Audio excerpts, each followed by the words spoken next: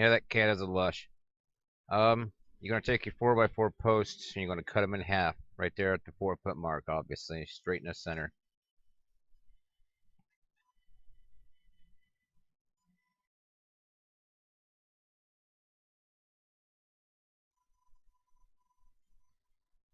You're gonna be careful with the kickback on them saws, because you see that right there. As I got through that, it actually kicked back just a little bit. So just be careful. Usually, I like to prop the ends up so it doesn't do that, but I was being lazy and in a hurry.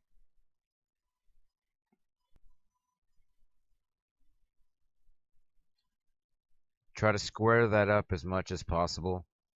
It'll save you a lot of pain in the end. I like to pre-drill my holes. That way the wood, the 2x4s won't split on you.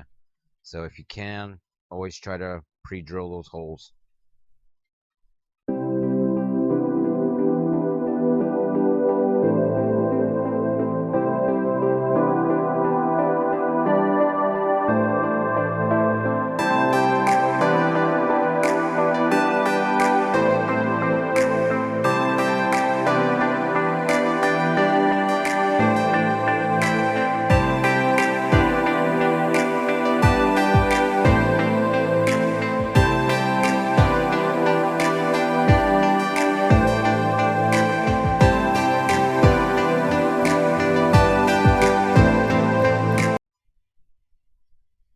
I used a clamp here just to hold it in place while I pre-drilled those holes. That way I could make sure that they were nice and square.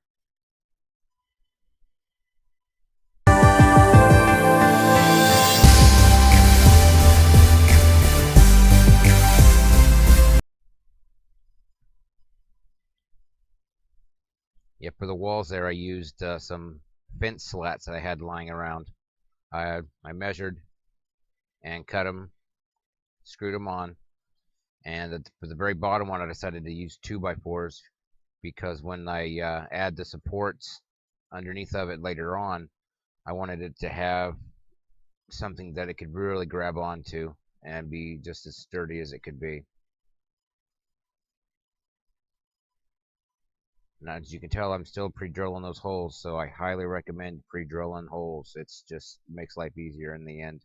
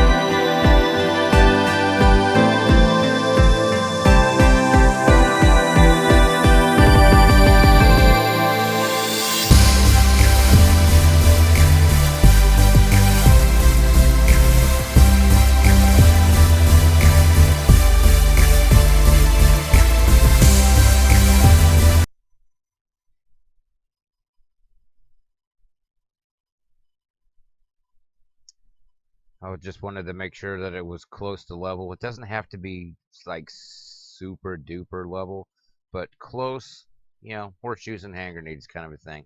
It was close enough that I only had to prop up one of the legs. The rest of them were almost right dead on.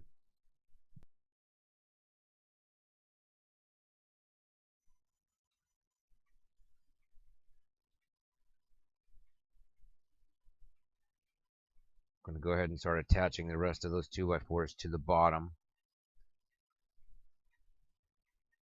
Like I said, it doesn't have to be perfect. It doesn't have to be.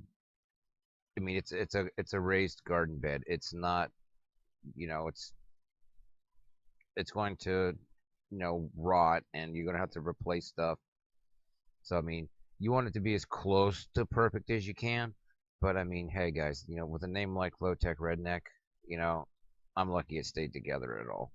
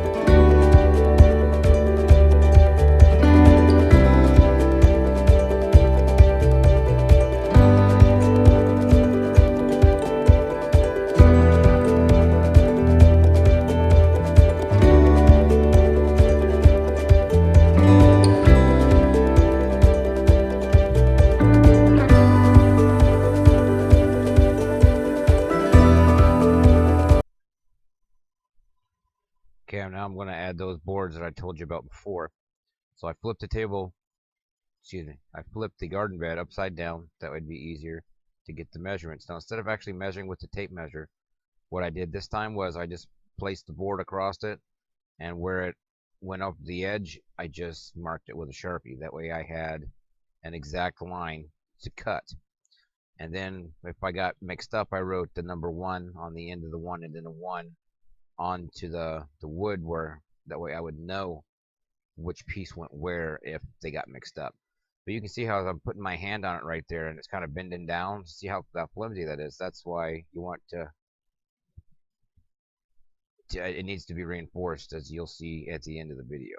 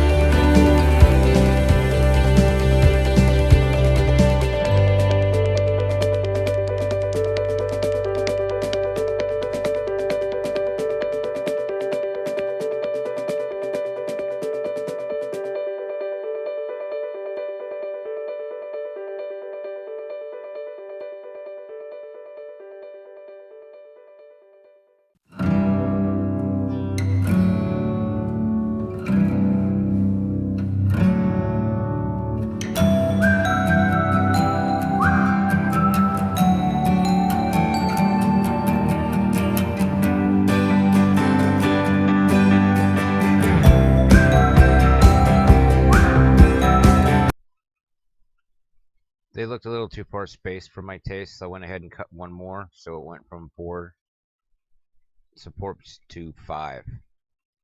I put 3 screws in each one of them just to make sure that it was grabbing really good. Try not to zap your screws in all the way, because I don't remember if it was that one I'm working on right there or the one next to it, but I actually cracked it. So I want to be careful not to crack those things.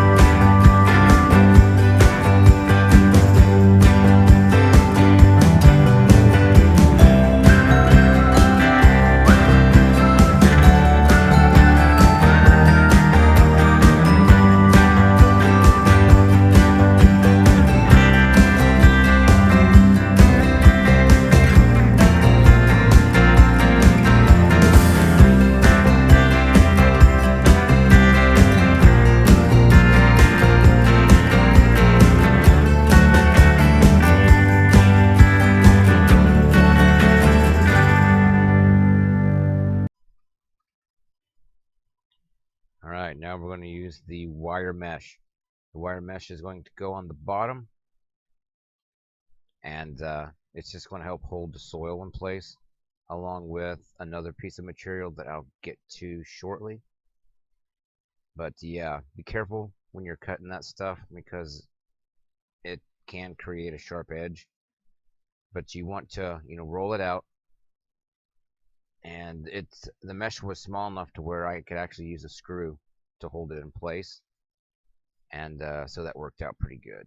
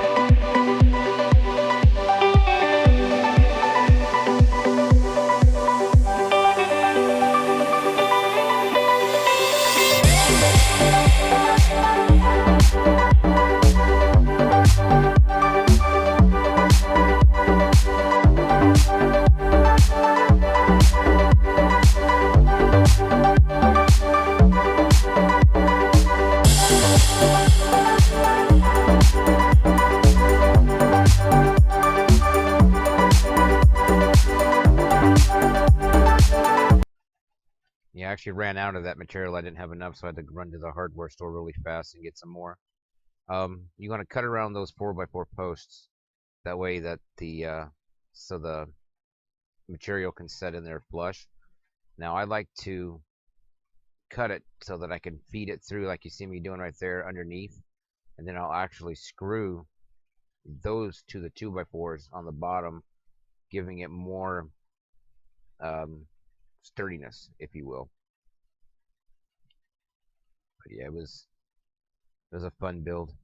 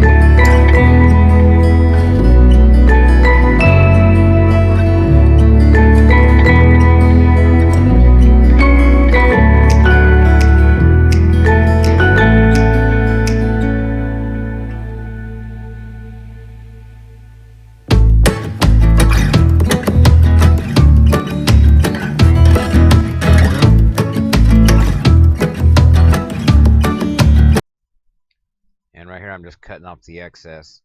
You want to be careful that you don't catch your arm or your hand because there's going to be these little sharp pieces of metal sticking out there.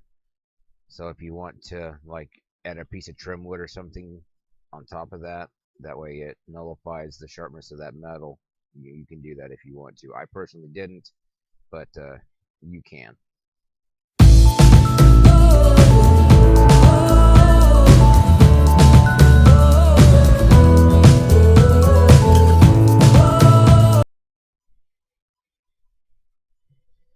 This is basically just some generic weed blocker. I'm going to lay it in here, cut it to size. It's exactly this, almost exactly the width that I made it. I did not do that intentionally. That was actually dumb luck. But just like with the metal, you want to cut that around those 4x4s. And I'm just going to use an electric staple gun to tie everything down because obviously you can see how it's blowing around there in the wind. But if you wanted to just put the soil in once you get it cut, to hold it down, you can do that too. But I just went the extra mile and used the staple gun.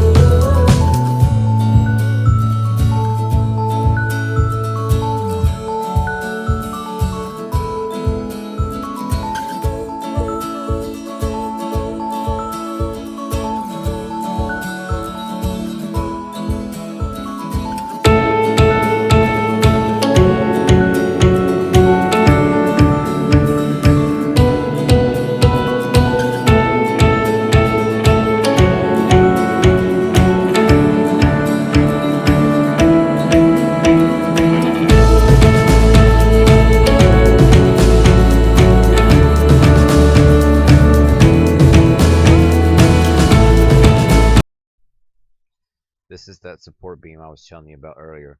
I just found a random 2x4 and it was long enough, and I actually used nails, 10-penny nails, to actually put those on there because I wanted something that will grab. So hopefully it'll last for a very long time and my wife can grow whatever she wants to in there.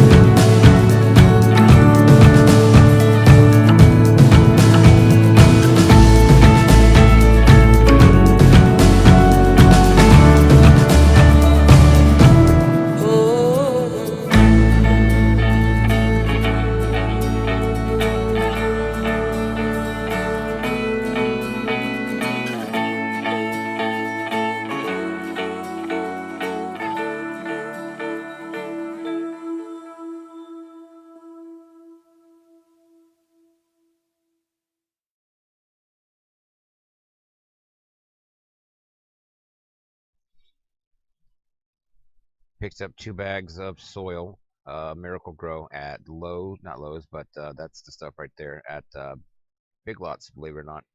I believe they were like $9.99 for a bag, and we got 2.